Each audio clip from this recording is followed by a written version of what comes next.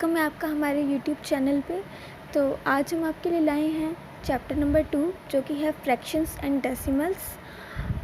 पिछले वीडियोस में आपने फर्स्ट चैप्टर को कंप्लीट कर लिया था और आज हम चैप्टर 2 को स्टार्ट करने जा रहे हैं। लेकिन इससे पहले अगर आपने हमारे वीडियो को लाइक नहीं किया है तो लाइक कर दीजिए, और अगर हमारे चैनल को अब तक सब्सक्राइब नहीं किया है तो सब्सक्राइब कर दीजिए और अपने फैमिली और फ्रेंड्स में से ज़्यादा शेयर कीजिए ताकि हमारा मोटिवेशन बना रहे। तो चलिए फ्रेंड्स स्टार्ट करते हैं। Fractions and decimals. तो फ्रेंड्स फ्रैक्शंस होता क्या है? सबसे पहले हम फ्रैक्शंस वाला पार्ट करेंगे, डेसिमल्स वाला पार्ट अगले एक्सरसाइज में आएगा। तो देखते हैं कि फ्रैक्शंस क्या होता है। आप पिछले क्लासेस में पढ़ चुके हो कि किसी भी नंबर को अगर हम p/q की फॉर्म में लिखते हैं तो वो हमारा फ्रैक्शन हो जाता है। जैसे कि हो गया हमारा 1/2, 3/4, 7/3, 1:1/2।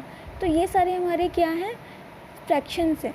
लेकिन फ्रैक्शंस भी जो है वो 3 तरह के होते हैं। एक होता है हमारे पास प्रॉपर फ्रैक्शन, एक होता है इम्प्रॉपर और एक होता है मिक्स्ड फ्रैक्शन। तो देखते हैं इन दोनों के बीच में, इन तीनों के बीच में डिफरेंसेस क्या क्या हैं।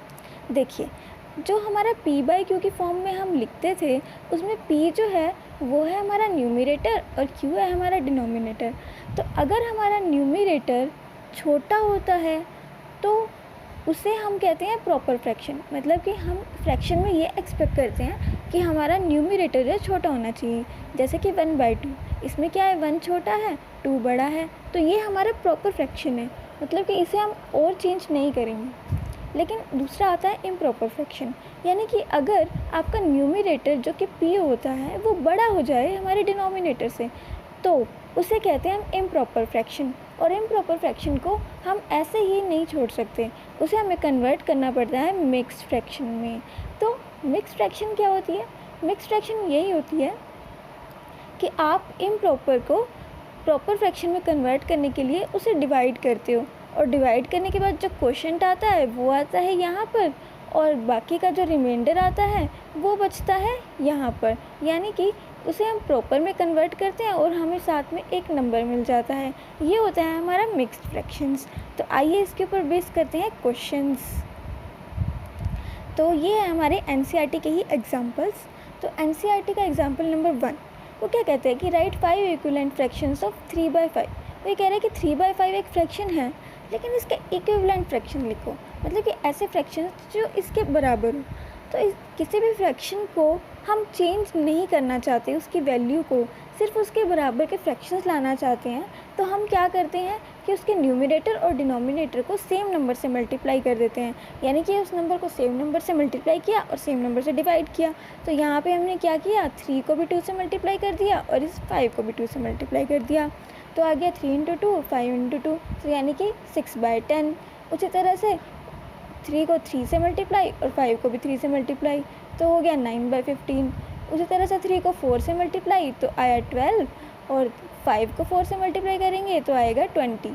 तो 5 और 6 से मल्टीप्लाई करने पर न्यूमरेटर और डिनोमिनेटर को हमारे पास ये वैल्यूज़ आई हैं, एक तो 15/25 और दूसरी 18/30। तो आ गई ना हमारे पास 5 वैल्यूज़ जो कि हमसे पूछी गई थी। अब देखते हैं एग्जाम्पल नंबर 2। एग्जाम्पल नंबर 2 में हमसे क्या बोला गया है कि रमेश ने सॉल्व किया है 2/7 पार्ट ऑफ एन एक्सरसाइज, जबकि सीमा ने सॉल्व किया है 4/5 ऑफ इट। मतलब उस रमेश का हो गया 2/7 और सीमा ने किया है 4/5। तो वो कह रहा है कि किसने काम कम किया है। तो अब ऐसे 2 बच्चे मिलके पढ़ाई कर रहे हैं। अब एक बच्चा कह रहा है कि मैंने तो 7 में से 2 क्वेश्चन सॉल्व किए, दूसरा कह रहा है मैंने 5 में से 4 क्वेश्चन सॉल्व किए। अब किसने कम किए किसने ज़्यादा किए ये कैसे पता लगाएंगे, क्योंकि उनका तो फ्रैक्शन ही अलग है। लेकिन हम इसे पता लगा सकते हैं, देखते हैं कैसे। उसके लिए हमारे पास कंसेप्ट होता है लाइक फ्रैक्शंस का, यानी कि हमें दोनों को लाइक फ्रैक्शन में कन्वर्ट करना पड़ेगा। तो लाइक फ्रैक्शन में कन्वर्ट कैसे होंगे कि 2/7 का न्यूमरेटर है 2 और डिनोमिनेटर है 7। तो जो इसका डिनोमिनेटर है उससे मल्टीप्लाई करेंगे 4/5 के न्यूमरेटर से, यानी कि 7 और 4 को मल्टीप्लाई करेंगे। तो 7 और 4 को मल्टीप्लाई करने पे क्या आया 28। तो देखिए, और 5 को भी किससे मल्टीप्लाई करेंगे 7 से, तो ये आ गया 35। और उसी तरह से 2/7 2/7 को में अब 2 है उसका न्यूमरेटर, तो 2 को मल्टीप्लाई किससे करेंगे? 5 से, क्योंकि 5 है 4/5 का डिनोमिनेटर। तो 2 को मल्टीप्लाई किया 5 से और 7 को भी मल्टीप्लाई किया 5 से, तो ये हमारे पास क्या आया? 10/35। तो अब फ्रेंड्स, अब आप देखते ही बता दोगे ना कि 28/35 जो है वो बड़ा है और 10/35 छोटा है। इसका मतलब रमेश ने कम पार्ट सॉल्व किया है। तो देखिए फ्रेंड्स, इनको कंपेयर करना कितना आसान है, लेकिन उसके कंपेयर करने के लिए हमें पहले इसे लाइक फ्रैक्शन में कन्वर्ट करना पड़ेगा। अब आ जाते हैं एग्जाम्पल नंबर 3। एग्जाम्पल नंबर 3 कह रहा है कि समीरा ने परचेज़ के 3:1/2 kgs।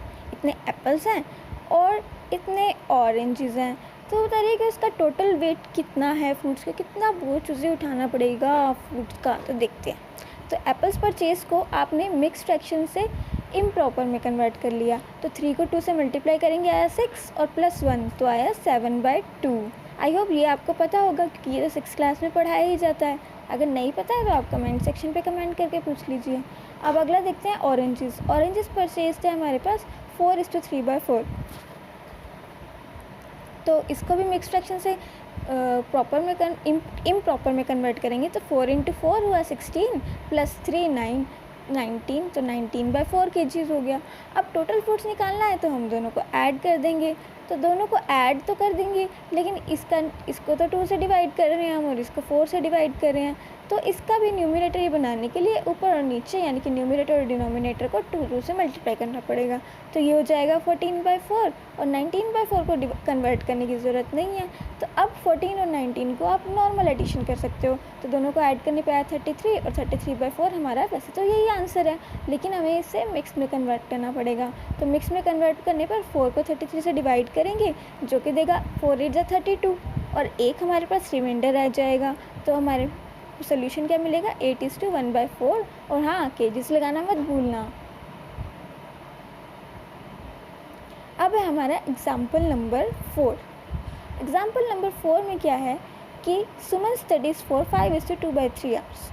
सुमन जो है डेली इतने घंटे तक पढ़ती है, but she devotees 2:4/5 hours of her time of science and maths. अब साइंस और मैथ्स डिमांडिंग है और साइंस और मैथ्स की ज़रूरत भी ज़्यादा पड़ती है, तो उसे उसको ज़्यादा टाइम देना पड़ता है। तो अब वो ये पूछ रहा है कि बाकी सब्जेक्ट्स के लिए कितना टाइम बचा स्टडी करने के लिए, तो ये भी देख लेते हैं। तो देखते हैं कि टोटल टाइम स्टडीज़ कितना था? 5:2/3, यानी कि 5 को 3 से मल्टीप्लाई करेंगे तो 5 3 = 15 +2 17, तो 17/3 आवर्स हो जाएगा। अब time for science and maths कितना दिया हुआ था? 2:4/5। अब 2:4/5 है तो 5 को 2 से मल्टीप्लाई किया 10 +2 14/5 आवर्स हो गया। अब कह रहा है कि टाइम फॉर अदर सब्जेक्ट्स के लिए इनको हमें डिवाइड करना पड़ेगा, लेकिन डिवाइड करने के लिए इनका देखो न्यूमरेटर तो ठीक है, लेकिन डिनोमिनेटर जो है वो सेम होना चाहिए। उसके लिए हमें क्या करना पड़ेगा? 17 को मल्टीप्लाई करेंगे 5 से और 14 को मल्टीप्लाई करेंगे 3 से, ये इंपॉर्टेंट स्टेप है। और पूरे को डिवाइड कर देंगे 15 से, यानी कि 3 × 5, तो 85 हो जाएगा। 17 × 5 और 14 × 3 हो गया 42 और डिवाइड बाई 15। इसको सिंपली सब्ट्रैक्ट किया तो 43/15 आया, और 43/15 को हम मिक्स में कन्वर्ट करेंगे तो 2:13/15, यानी कि 15 2 जो है 30 हो जाएगा। 30 का रिमाइंडर और 43 से रिमाइंडर बचेगा 13, तो 13 यहाँ पे हम मेंशन करेंगे। तो फ्रेंड्स, ये स्टेप हमारा इंपॉर्टेंट है कि हम 17/3 - 14/5 को सब्ट्रैक्ट करते टाइम हम इस स्टेप में कैसे आए।